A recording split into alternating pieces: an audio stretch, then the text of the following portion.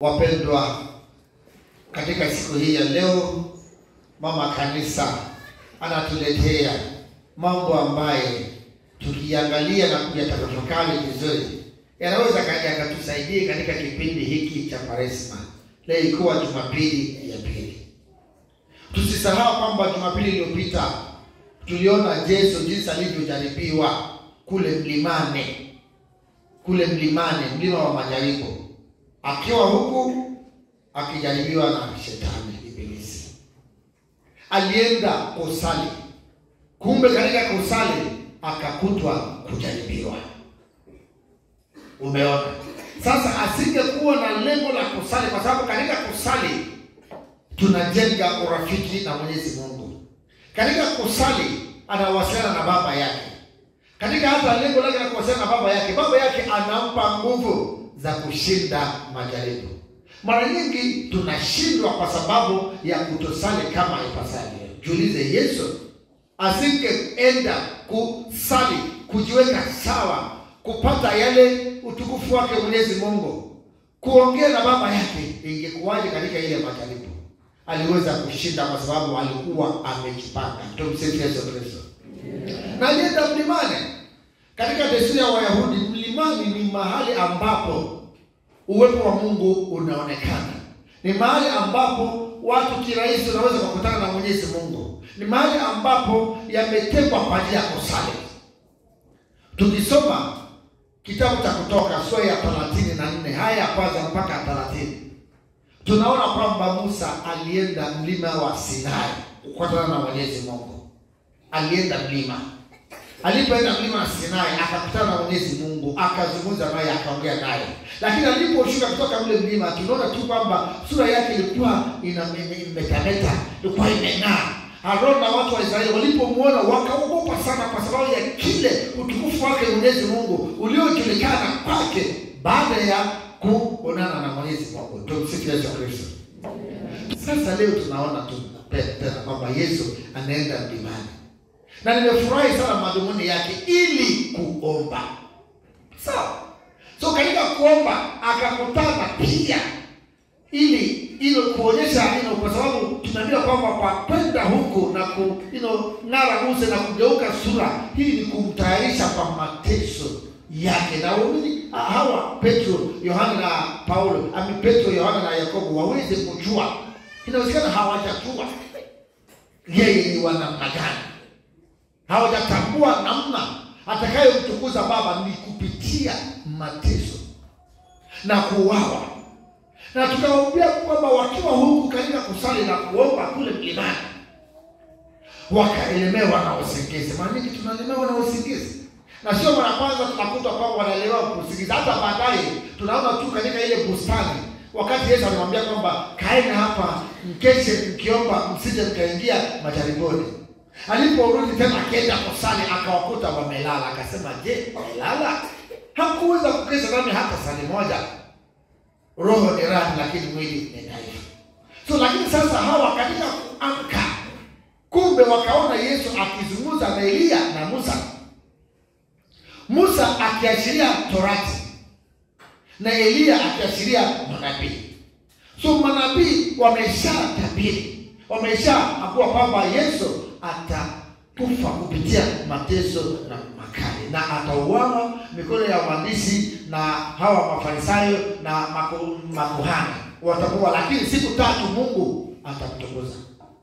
Tusisahau kwamba wakati wa kwanza Yesu alikuwa anataka kutoa utabiri kuhusu kifo chake.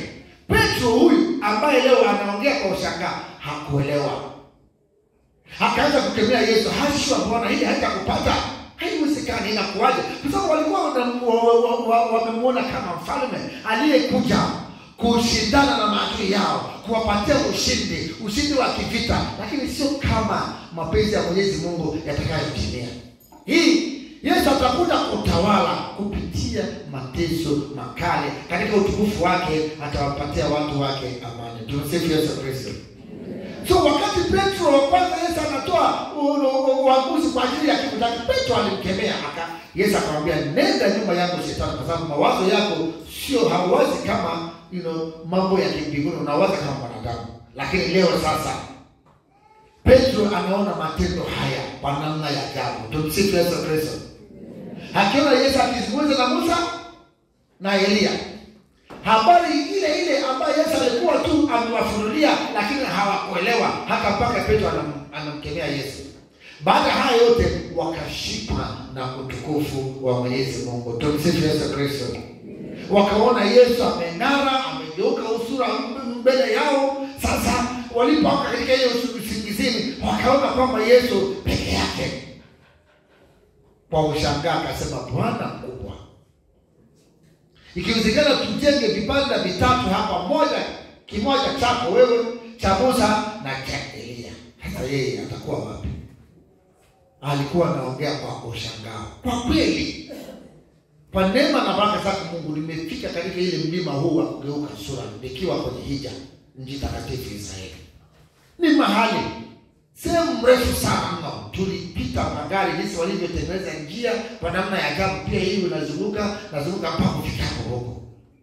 Yesu aliweza akajitenga na mitume wake. Walienda mahali faragani pasipo na watu, ili wakutabiri, wasali, ili wakuomba.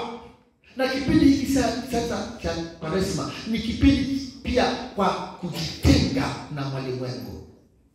Kujitenga na mambo mengine ambayo yanaweza kutuletea vikwazo. Kujitenga na vitu ambavyo tumevizoea. Tupate sasa kuingia kwenye sala. Ndio maana Yohana alikwambia kwamba ni kipindi cha kusali. Fanyeni mabadiliko mioyoni mwenu kwa kufunga, kwa kumlilia na kwa kumlilia Mwenyezi Mungu, kurarua mioyo yetu. Hii ni jambo sio la kawaida. Ni jambo tunaweza tukafanya kwa namna ya kipekee. Ndio maana kwa Yesu kuwaonyesha hii, alifanya namna ya kipekee mahali ambapo watu hawapo, ili akaonyesha utukufu wake, ili wapate sasa kufumbua macho kusema, kumbe ndivyo itakavyokuwa. Ujumbe hapo wa Kristo wangu wapenda kupeleka nyumbani ni mimi na wewe tuko katika muda huu wa Kwaresima. Ni lazima tujitenge. Ni lazima tusali kwa bidii. Ni lazima tutamani kumsikia Yesu akiongea na sisi. Ni lazima sasa tutege masikio kujua Yesu, je, ninapoongea naye na napoongea na mimi, je, tunawasiliana?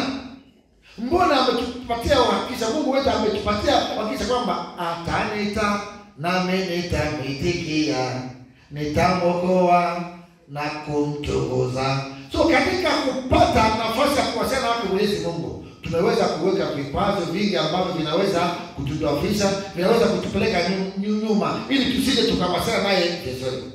Ndio maana leo katika somo la pili, Paulo anawaona Wafilipi. Anawaona watengana na wale ambao wanawarudisha nyuma, wanawashutisha, wale ambao wanawalazimisha waendelee kuishi kulingana na desturi na mila za Wayahudi, desturi na mila zisizofaa. Wachukue mfano wake. Amehubiri habari njema, amefundisha njia ya imani, amefundisha njia ya wokovu. Akamwambia mwishoni, simameni imara. Wapendwa, muda wa Kwaresima ni muda wa mimi na wewe kusimama imara. Na maaskofu wameandika ujumbe. Na ujumbe huu ilikuwa inalenga pia kusimama imara. Kwa sababu usiposimama imara, hautasali kwa bidii. Usiposimama imara, hautasikia sauti yake Mwenyezi Mungu. Usiposimama imara, hautajua kinachotakiwa kufanya. Kutenga na ulimwengu huu na kutafuta mahali faragha kukutana na Yesu itakuwa ngumu sana. So nawaambia waumini wa mapenda, tusimame imara kipindi hiki. Ni kipindi cha kujikarabati, kujitengeneza, kuupyaisha maisha yetu. Kipindi cha kutafuta uso wake Mwenyezi Mungu na kumsikiliza. Na leo sauti ya Baba imethibitishwa katika wingu jeupe. Sauti ya Baba ilitoka katika wingu jeupe. Huyu mwanangu mpendwa, ninayempendezwa naye, msikieni yeye. Naomba tuchukue nafasi hii kusali kwa bidii na kumsikiliza Yesu anaongea na sisi nini. Kuna baba mmoja anaitwa Rabat. Alitaka kujua mke wake, anamsikiliza. Akikaa mbali akamwita, mke wangu. Mama hakujibu. Akasogea kidogo, mke wangu. Mama hakujibu. Akasogea karibu, mke wangu. Alipokuja karibu sana mke wangu, akamuitikia, alisema kumbe amemsikia. Ndivyo ilivyokuwa mimi na wewe sasa. Sasa tuko hapa kanisani. Ukiwa gengeni na kuniita nitasikia. Ukiwa shida viti na kuniita nitasikia. Ukiwa ile mababu kwa naniita nitasikia.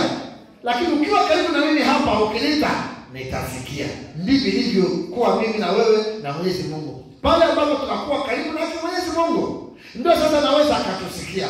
Na tunakuwa karibu naye kwa kufanya haya mabadiliko yanayohitajika. Kwa kusoma kwa bidii neno la Mungu, kwa kusali na kwa kufunga. Haya yote yanatuvuta karibu nake Mwenyezi Mungu, ili tunapomwita anatusikia. Mwenye masikio na asikie. Mwenyezi Mungu awabariki.